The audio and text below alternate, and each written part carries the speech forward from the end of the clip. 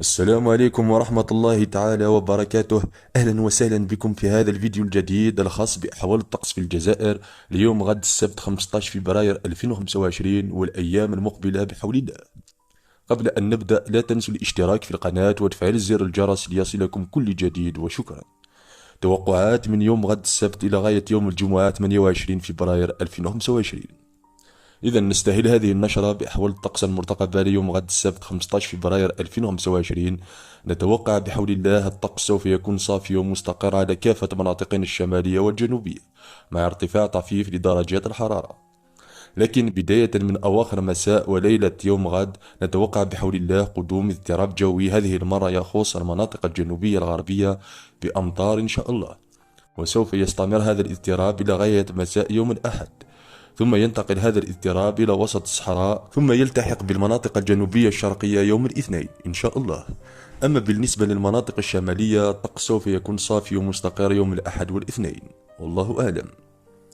بالنسبة ليوم الثلاثاء 18 فبراير 2025 الطقس سوف يكون صافي ومستقر على كافة مناطقنا الشمالية والجنوبية، لكن استقرار مؤقت. حسب آخر تحديثات النماذج العالمية تتوقع قدوم اضطراب جوي بداية من صبيحة يوم الأربعاء 19 فبراير 2025 ويستمر إلى غاية يوم الخميس 20 فبراير 2025.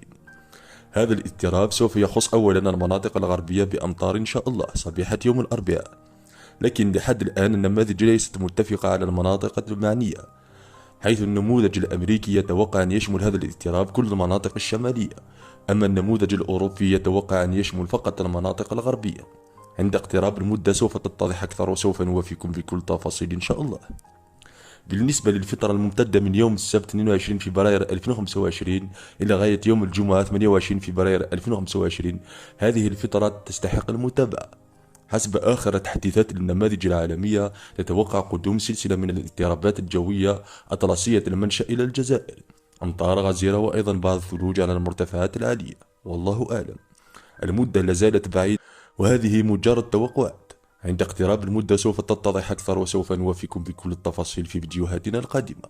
إذا وصلنا إلى نهاية هذه النشرة، دمتم في رعاية الله وحفظه، وإلى اللقاء.